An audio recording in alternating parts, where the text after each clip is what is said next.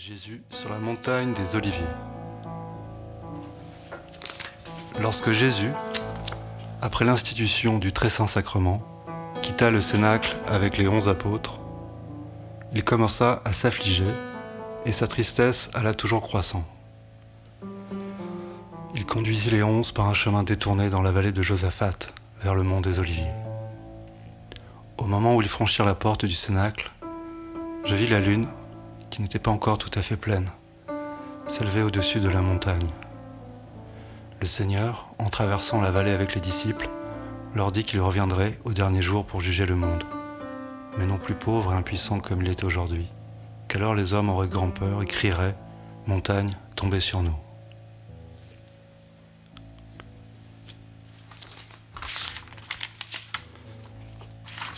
Il était environ 9 heures quand Jésus arriva avec ses disciples au jardin de Gethsémani. Les ténèbres couvraient la terre, mais la lune brillait déjà dans le ciel. Jésus était accablé de tristesse et annonçait l'approche du danger. Les apôtres en étaient consternés. Le Seigneur dit à 8 d'entre eux « Asseyez-vous ici pendant que j'irai prier au lieu accoutumé. » Puis il prit avec lui Pierre, Jacques et Jean et s'enfonça dans le jardin des Oliviers jusqu'au pied de la montagne. Sa tristesse était à son comble, car elle sentait venir l'angoisse et la tentation. Alors Jean lui demanda comment, lui, qui les avait toujours consolés, pouvait être si abattu. Jésus répondit « Mon âme est triste jusqu'à la mort. » Et, voyant de tous côtés l'angoisse et les tentations s'approcher, comme une nuée de fantômes terribles, il dit aux 3 apôtres « Demeurez ici, éveillés, priez, de peur que vous n'entriez en tentation. »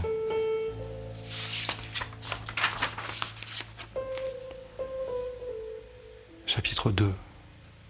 Vision de nos crimes. Première agonie. Au moment où Jésus quittait les disciples, je vis autour de lui un large cercle de fantômes épouvantables qui se resserrait de plus en plus. Sa tristesse et son angoisse allaient toujours croissant. Il se retira, tout abattu, dans la grotte afin d'y prier, semblable à un homme qui cherche un abri contre l'ogre qui le poursuit. Mais ces hideux fantômes y pénétrèrent avec lui et devinrent de plus en plus distinctes.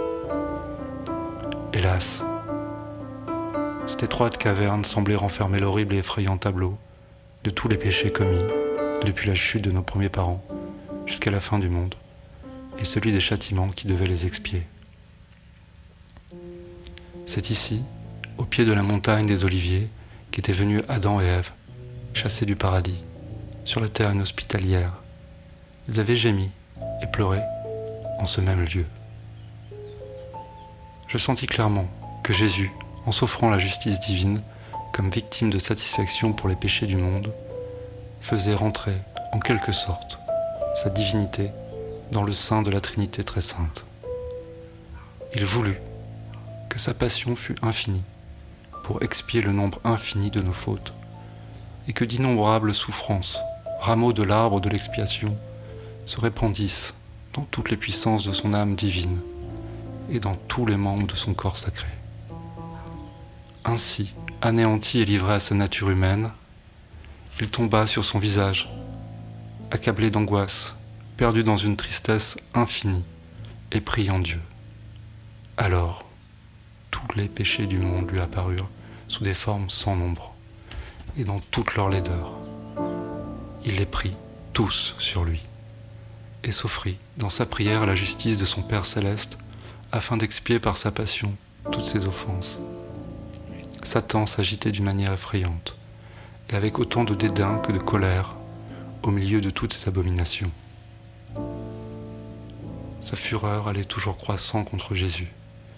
Il faisait passer devant son âme des tableaux toujours plus affreux, et criait à son humanité « Prendras-tu donc encore celui-ci sur toi ?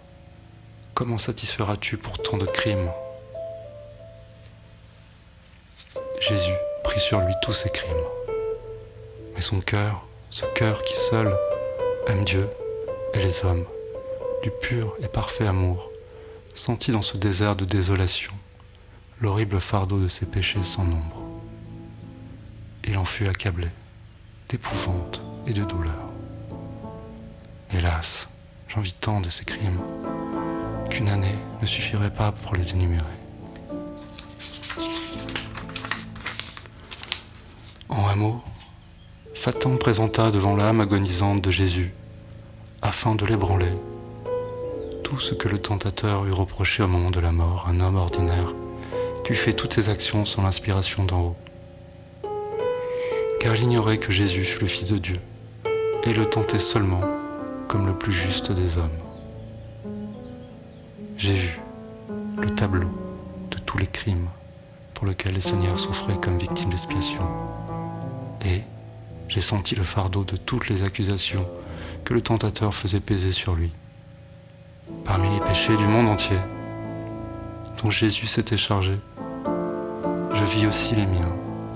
Et, du cercle de tentation qui l'entourait, il sortit et vint sur moi comme un fleuve, où je vis avec effroi mes innombrables offenses. Durant cette heure d'angoisse, j'avais toujours les yeux fixés sur mon fiancé céleste. Je gémissais et priais avec lui. Je me tournais avec lui vers les anges consolateurs. Hélas, le Seigneur se tordait comme un ver sous le poids de sa douleur et de ses angoisses. Au commencement, Jésus était agenouillé et priait avec un grand calme. Mais bientôt, son âme s'épouvanta à l'aspect des crimes innombrables des hommes et de leur ingratitude envers Dieu. Il fut pris d'une mortelle angoisse et saisi d'une douleur si violente qu'il s'écria tremblant et frissonnant : « Abba, mon Père, si c'est possible, que ce calice s'éloigne de moi. Mon Père, tout vous est possible. Éloignez ce calice. »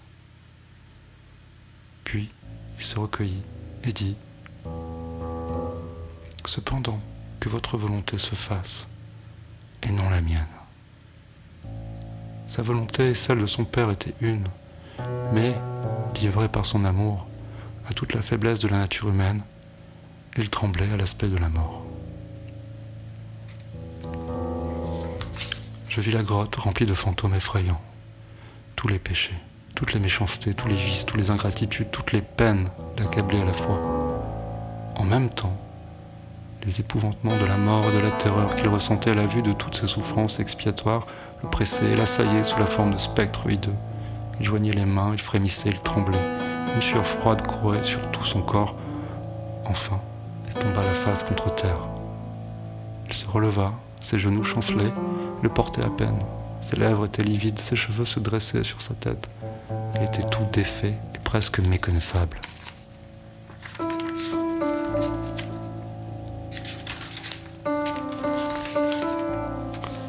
Dans la première agonie, Satan lui avait montré, avec un insultant mépris, toute l'énormité de la dette du péché qu'il voulait acquitter. Et, même, il avait osé prétendre que la vie de Jésus n'était pas sans tache. Dans la seconde agonie, les anges lui représentèrent, dans toute leur étendue, les souffrances expiatoires qu'il devait endurer. Car il n'appartient pas à Satan de montrer que l'expiation est possible. Le père du mensonge et du désespoir ne fait point connaître les œuvres de la miséricorde divine. Jésus, ayant résisté victorieusement à tous ses combats par son entier abandon à la volonté de son Père céleste, un nouveau cercle d'effrayantes images vient l'assaillir.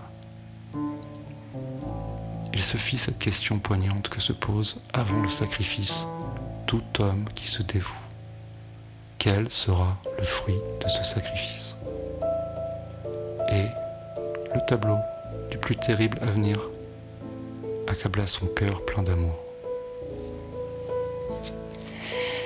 Devant l'âme de Jésus parut le triste spectacle de l'ingratitude des hommes, ainsi que toutes les souffrances de ses apôtres, de ses disciples et de ses amis. Il vit l'Église d'abord, si peu nombreuse, puis, dès qu'elle se fut accrue, envahie par les schismes et les hérésies, suite des vices qui avaient occasionné la première chute, à savoir l'orgueil, la vanité, la désobéissance et l'idolâtrie de soi-même. Il vis la tiédeur, la péricité, la malice d'un nombre infini de chrétiens, les mensonges et les vaines subtilités des docteurs orgueilleux, les exécrables sacrilèges des mauvais prêtres, les suites funestes de tous ces actes, l'abomination de la désolation dans le royaume de Dieu, dans le sanctuaire de cette humanité ingrate qui voulait racheter de son sang au prix de souffrances indicibles. Je vis les scandales de tous les siècles, depuis la fondation de l'Église jusqu'à la fin du monde, passer devant l'âme de Jésus dans cette suite infinie de tableaux, et sous les formes les plus diverses, égarement d'imagination et d'esprit, exaltation fanatique, folie des faux prophètes, opiniâtreté des hérétiques, apostats, les présomptueux, les docteurs hétérodoxes, les réformateurs hypocrites, les corrupteurs, les corrompus, l'outragés, et le tourmenté comme ayant été mal crucifié et n'ayant pas souffert, ainsi qu'ils le voulaient et l'entendaient de leur interprétation orgueilleuse. Tous déchiraient et se partageaient entre leurs robes sans couture de son Église. Chacun voulait avoir le Sauveur sous une forme différente de celle sous laquelle il s'était donné à nous par amour.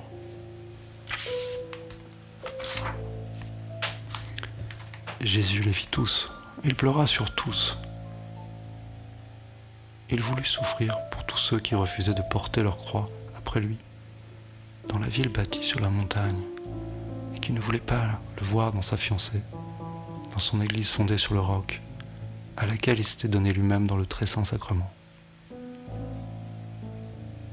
Tous ces tableaux épouvantables d'ingratitude et d'outrage concernant la passion douloureuse de mon céleste époux passaient devant son âme avec une effrayante rapidité.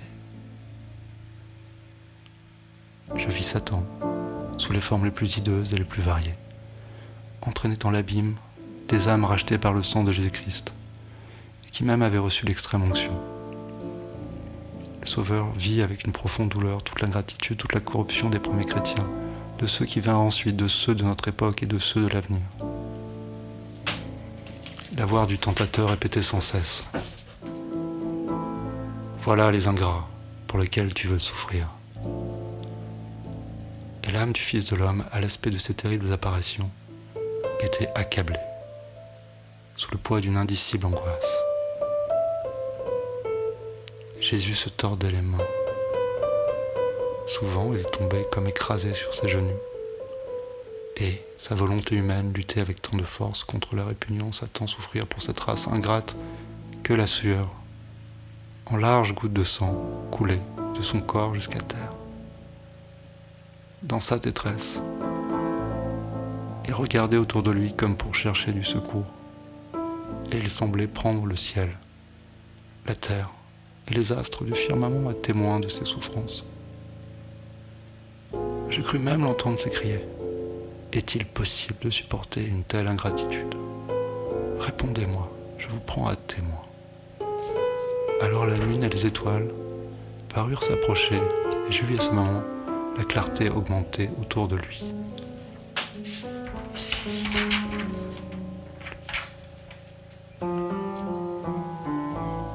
Mon père, est-il possible de souffrir pour tous ces hommes-là? Mon père, que ce calice, s'il se peut, s'éloigne de moi, cependant que votre volonté soit faite. J'appris que cette multitude de furieux se composait de tous les impies qui, chacun à sa manière, prodiguent leur outrage à Jésus-Christ, réellement présent sous les espèces du pain et du vin dans la très sainte Eucharistie avec son corps, son sang, son âme et sa divinité. Je reconnus, parmi ces ennemis du Sauveur, toutes les espèces de profanateurs du très saint sacrement, où il demeure personnellement présent au sein de l'Église catholique. Je vis avec horreur tous ces outrages, depuis la négligence, l'indifférence, l'omission, jusqu'au mépris, à l'abus et au sacrilège, depuis l'adoration des idoles du monde, l'orgueil de la raison et la fausse science, jusqu'à l'hérésie, l'incrédulité, le fanatisme, la haine et la persécution. Je vis parmi ces hommes des aveugles, des perdus, des sourds, des muets, et même des enfants. Des aveugles qui ne voulaient pas voir la vérité, des perclus qui refusaient de la suivre, des sourds qui fermaient l'oreille à ses avertissements, des muets qui qui ne voulaient pas combattre pour elle avec le glaive de la parole. Des enfants égarés par des parents et des maîtres mondains et impies. Des enfants déjà tout remplis de désirs terrestres, enivrés d'une vaine science et insensibles aux choses divines. Parmi ces derniers, dont l'aspect m'affligea particulièrement parce que Jésus aimait les enfants, j'ai remarqué beaucoup d'enfants de cœur irrévérencieux qui n'honoraient pas le Christ pendant la Sainte Messe. Et je vis avec effroi que beaucoup de prêtres de tout rang, dont quelques-uns même se considéraient comme pleins de foi et de piété, maltraitaient aussi Jésus dans le Saint-Sacrement. La plupart croyaient à la présence réelle et enseignaient ce mystère au peuple, mais ils se souciaient trop peu de l'honneur de son culte. Ils négligeaient de soigner le palais, le trône, le siège du Dieu vivant. C'est-à-dire l'église, l'autel, le tabernacle, le calice, l'ostensoir, les vases et les ornements sacrés. Ils laissaient tout se détériorer dans la poussière et la rouille. Et le culte divin était, sinon profané antérieurement, du moins déshonoré à l'extérieur. Tout cela ne venait pas de la pauvreté, mais de l'insouciance, de la paresse, de l'attachement aux choses de la terre. Parfois aussi de l'égoïsme et de la mort de l'âme, car je vis des négligences semblables dans des églises riches, du moins aisées. J'en vis en même temps d'autres où un luxe mondain ridicule avait remplacé les ornements précieux et vénérables d'une époque plus pieuse. Je vis que souvent les plus pauvres étaient mieux logés dans leur cabane que le maître du ciel et de la terre dans son église. À la fin, je vis tous ceux qui s'étaient séparés de l'église, plongés dans la crédulité, la superstition, l'hérésie, la fausse science. Et, poussés par le serpent qui s'agitait au milieu d'eux, se réunir et se précipiter tous ensemble sur l'église. C'était comme s'ils eussent déchiré les entrailles du Seigneur lui-même. Dans son angoisse, il voyait l'arbre du schisme avec toutes ses branches et tous ses fruits se multiplier à l'infini jusqu'à la consommation des siècles, lorsque le blé sera recueilli dans les greniers célestes et la paille brûlée dans le feu qui ne s'éteint jamais. Cette vision fut si horrible, si épouvantable, que mon fiancé céleste daigna m'apparaître et mettre miséricordieusement sa main sur mon cœur en me disant « Personne n'a encore vu ces choses, et ton cœur se briserait de douleur si je ne le soutenais. »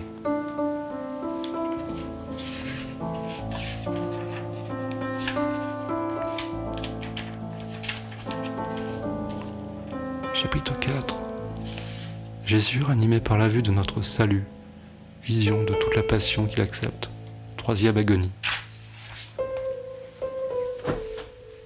Je vis encore Jésus, dans la grotte, priant et luttant contre la répugnance de la nature humaine à souffrir. Épuisé, tout tremblant, il s'écria « Mon Père, si vous le voulez, éloignez ce calice de moi, cependant que ne soit pas ma volonté qui se fasse, mais la vôtre. » Alors l'abîme s'ouvrit devant lui, et de son regard partirent des rayons de lumière qui lui firent pénétrer jusqu'au fond des limbes. Il vit là Adam et Ève, les patriarches, les prophètes, les justes, les parents de sa mère et Jean-Baptiste, qui soupiraient si ardemment après son arrivée que son cœur aimant fut soulagé et fortifié.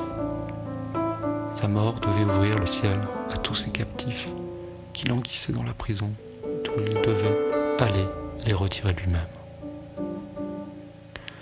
Après que Jésus eut considéré avec une profonde émotion ces justes de l'ancien monde, les anges firent voir la multitude innombrable des bienheureux futurs, qui, unissant leur combat au mérite de sa passion, devaient par lui être admis au sein du Père Céleste. C'était une vision ravissante et pleine de consolation. Les apôtres, les disciples, les vierges et les saintes femmes, tous les martyrs, les ermites et les confesseurs, les papes et les évêques, une multitude de religieux, tous les saints passèrent successivement sous les yeux du Seigneur, ornés de leur vertu et de leur souffrance. Tous portaient sur la tête des couronnes triomphales dont les fleurs variaient de forme, de douleur, de parfum et de vertu, selon la diversité des souffrances, des combats et des victoires qui leur aient valu la gloire éternelle.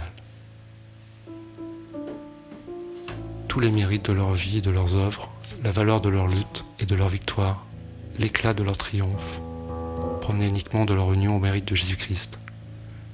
On saurait exprimer ce qu'il y avait de touchant dans la communion de tous ces saints, et dans l'accord unanime avec lequel ils puisaient avec une seule et même source, le très saint sacrement et la passion du Sauveur.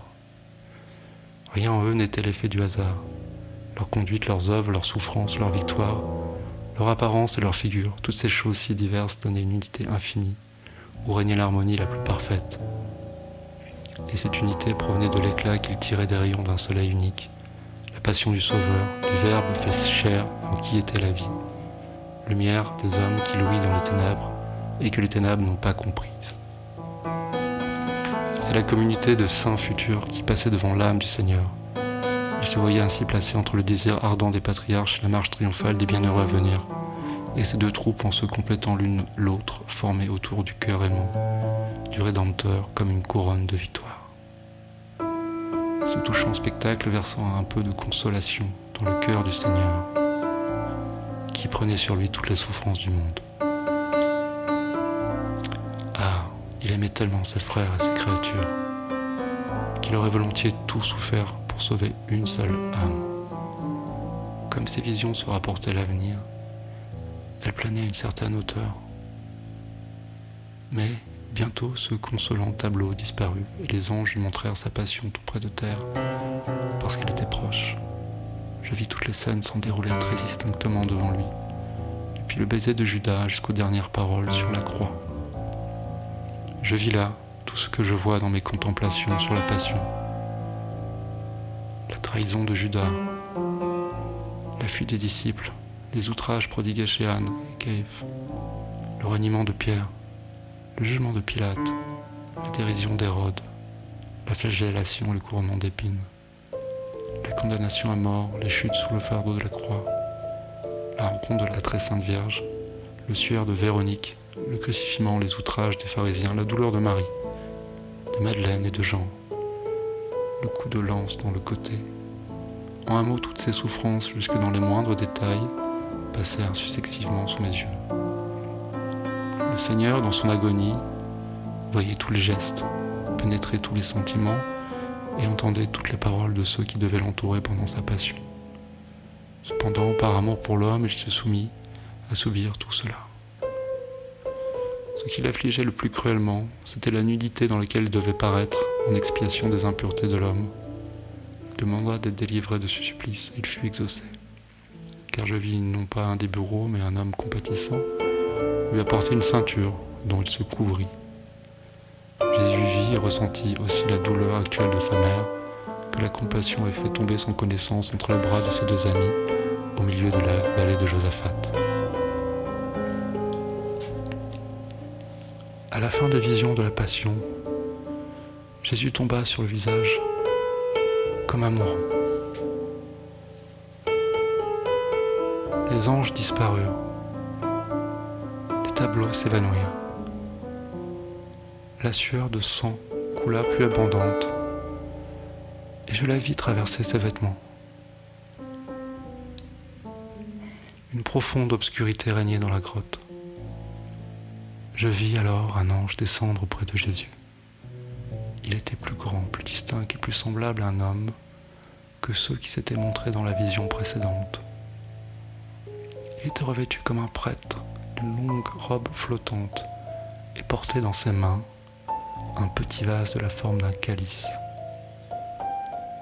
À l'ouverture de ce vase, je vis un corps de forme ovale de la grosseur d'une fève et qui répondait à une lueur rougeâtre. L'ange, toujours planant, étendit la main droite vers Jésus et, le Sauveur s'étant relevé, il lui mit dans la bouche le corps brillant et le fit boire au calice lumineux. Puis, il disparut. Après avoir librement accepté le calice de sa passion, Jésus recevait la force nécessaire pour l'épuiser. Il resta encore quelques instants dans la grotte, calme, serein et rendant grâce à son Père céleste. Il était triste encore, mais, réconforté surnaturellement, il retourna vers ses disciples sans crainte et sans angoisse. Il était pâle et défait, mais il marchait d'un pas ferme et assuré. Il avait essuyé son visage avec un suaire et remis en ordre ses cheveux qui pendaient, humides de sang sur ses épaules. Lorsque Jésus arriva auprès de ses apôtres, il les trouva comme la première fois, endormis, couchés sur la terrasse et la tête voilée. Il leur dit : « Pourquoi dormez-vous ? Levez-vous et priez, L'heure est venue où le Fils de l'homme doit être livré aux mains des pécheurs. Levez-vous, allons. Celui qui doit me livrer approche. Mieux vaudrait pour lui qu'il ne fût jamais né. Les apôtres se levèrent, tout effrayés, et regardèrent autour d'eux avec inquiétude. Dès qu'il fut revenu à eux, Pierre dit avec ardeur : « Maître, je vais appeler les autres afin que nous vous défendions. » Mais Jésus leur montra à quelque distance dans la vallée, de l'autre côté du Cédron, une grande troupe armée qui s'approchait avec des torches. Et il leur dit qu'un d'entre eux l'avait trahi. Il leur parla encore avec sérénité, leur recommanda de consoler sa mère et dit : « Allons devant d'eux, je vais me livrer sans résistance aux mains de mes ennemis. » Ensuite il sortit du jardin des Oliviers et s'enfuit à la rencontre avec les 3 apôtres sur le chemin qui séparait ce jardin de celui de Gethsémani.